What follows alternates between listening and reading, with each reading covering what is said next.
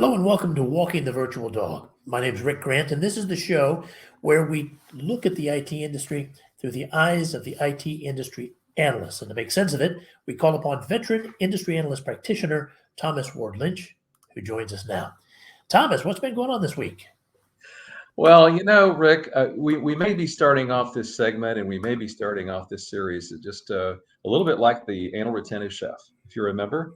The comedy routine. I think Phil Hartman was the Anal Retentive Chef on Saturday Night Live. But it's like we're always checking, we're always opening the oven and we're always checking to make sure that the cake is baking. And that's part of what happens. We're always looking under the hood of the IT industry to determine where and what is moving. Also, what is stagnant and what is getting the most attention.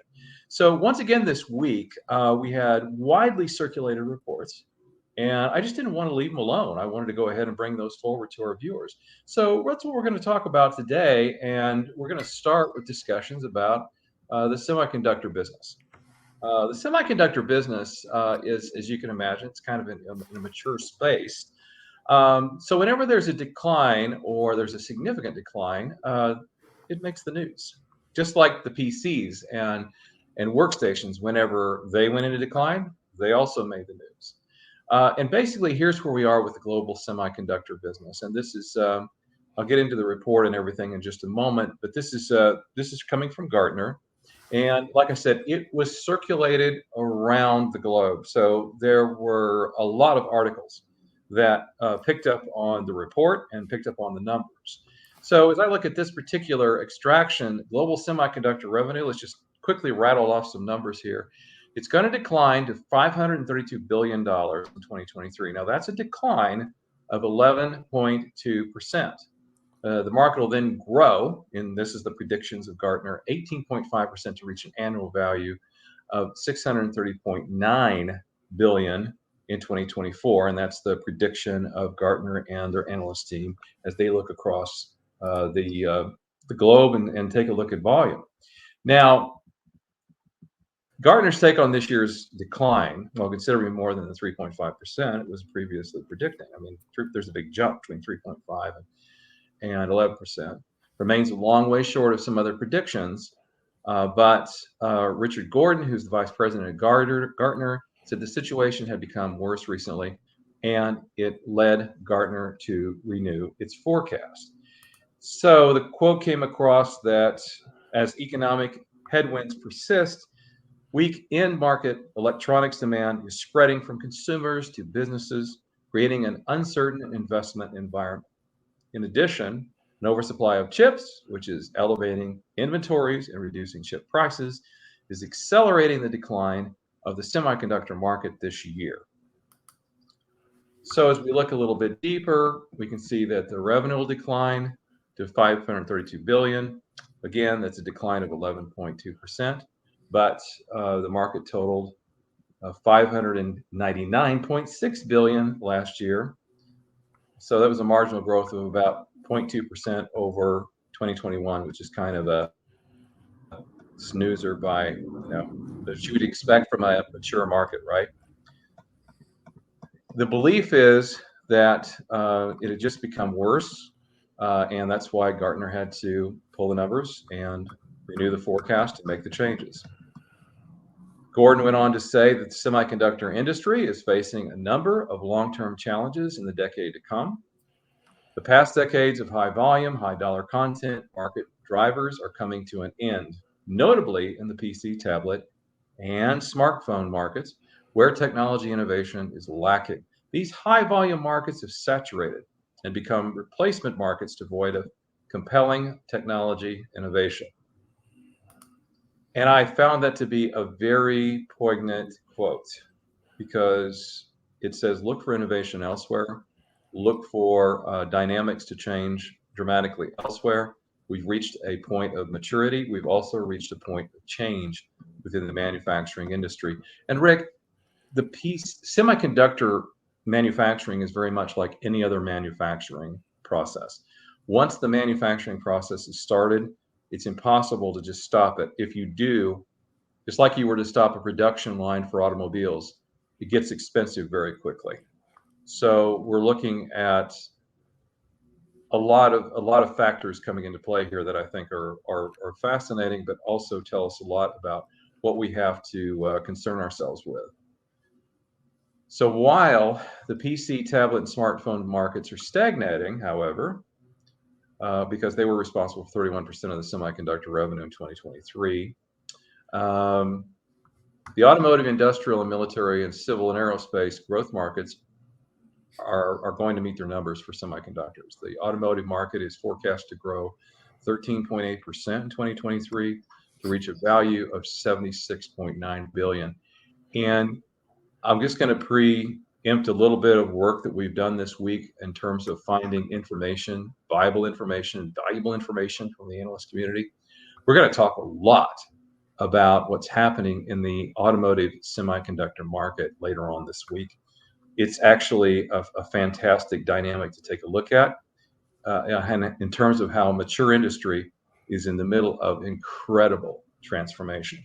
Now let's drill down a little bit further, and let's take a look at a big user of chips. This is another highly circulated set of data that went around the globe, went into a lot of different articles and publications. So I selected out this information because I thought it was important to talk about it for a little bit. And this is the worldwide smartphone shipments, right? That's a big user of chips. We all got a phone in our pocket, correct? But here's the thing. The smartphone worldwide shipments declined. Now, in some countries, it's higher than lower. Some countries, it's dramatically higher than this. But worldwide, it declined 14.6% year over year to 268.6 million units. Now, this is coming from IDC. This is not coming from Gartner. We already talked about Gartner's research. This is actually coming from IDC and their worldwide quarterly mobile phone tracker. So their mobile phone tracker team has been watching this really closely. Now, this decrease of 14.6% marks the 7th consecutive quarter of decline as the market continues to struggle with lukewarm demand, inflation, and other macro uncertainties that are going around the globe. While the decline is more than 12.7%, IDC previously forecasted, the results aren't surprising. Inventory has remained elevated across regions. In other words, there's a lot of phones stacking up in those phone outlets around the country or around the world. However, it is significantly better shape compared to 6 months ago, thanks to reduced shipments and heavily promotional activities. And we look at some analysts and what they had to say about what's happening in the business. And we find these quotes: while we're optimistic about recovery at the end of the year, we still have a tough 3 to 6 months ahead. Everyone is anxious about exactly when the tide will turn and wants to be on the first to ride the wave of recovery, because this has been a huge glut. Now, that quote that came across the screen came from one analyst that was on the quarterly mobile phone tracker team. Also on the team is Ryan Reith. He's on the tracker team, and he presented his perspective to the press as well. And like I said, these two particular quotes from IDC were highly circulated. And the second quote that we are looking at is: on a positive note, based on recent discussions we've had with OEMs and supply chain, it appears the smartphone industry is collectively gaining confidence and we'll see a return to growth later this year and into 2024. So in other words, this is cyclical for the mobile phone business. But in the meantime, Rick, what does that mean to us? That's an excellent question. Deals. Really? Oh, that's good. That's positive. Absolutely. The next set of quotes came from IDC's Anthony Scarcella. So in other words, we had a lot of folks on the mobile phone tracker team that was involved in the discussion. And again, these are widely circulated quotes. Consumers may find even more generous trade-in offers and promotions continuing well into 2023 as the market will think of new methods to drive upgrades, sell more devices, specifically high-end models.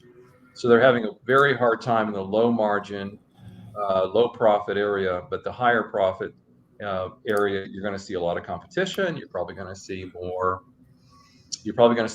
deals. You're going to see more incentives to upgrade your phone and make the change. Thomas, that makes great sense, and just in time for the holidays, right? It's coming up. I mean, we're going to see more and more announcements. Actually, the writer of this last article, David Dristis, said, "Well, Memorial Day is coming up." So, Any excuse to sell a cell phone, we yeah. are going to see some change there. This is part of the cyclical piece that comes up whenever we look at the manufacturing process of semiconductors. We think semiconductors, and we automatically think of large scale computing devices, but you know what? That's now our phones. Yeah, well, tell me if I'm looking at this the wrong way, Thomas, but dropping 10 to 14% one year and then back up again, that seems like a highly volatile market, or is that just the way it is? Well, it's a highly volatile market because we're in a highly volatile time. All right. We came out of the pandemic. So we had pre-pandemic, pandemic, post-pandemic. Very unusual buying behavior, very unusual usage of computing at the time. And now we're kind of getting into the whatever the new normal you want to call it. Certainly we're getting into the post-pandemic time frame, right? People are going back to work, people are traveling, people are going to meetings, there's face-to-face meetings going on and so forth. And we're expecting the data centers to operate correctly. We're also expecting our personal devices like our laptops and our cell phones to operate appropriately and have good performance. Well, the only thing that's happened is that since the pandemic happened, we've had incredibly stronger upgrades and software demands on all of those devices. So therefore, an upgrade is needed.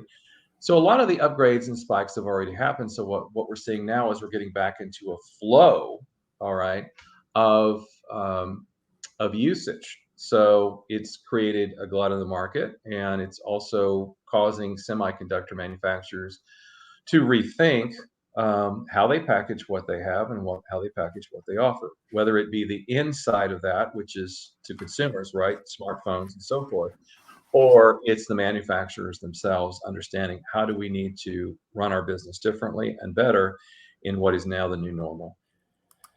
Absolutely. Well, Thomas, I don't know about the rest of the world, but one thing I know for sure about American consumers is they love their cell phones, and they're going to go get the next one as soon as it comes out. Right? You know it. All right, next time, we're going to talk more about digital transformation, aren't we? We are going to talk about digital transformation. We're also going to talk about how far down can we go with digital transformation. We're going to take a look at smart factories and also some inherent risks that have been discovered by the analyst community that they wanted to share with the world from their research, and we'll go there. Very good. You guys aren't going to want to miss it. Like and subscribe to make sure you're notified, and then join us here next time on Walking the Virtual Dog.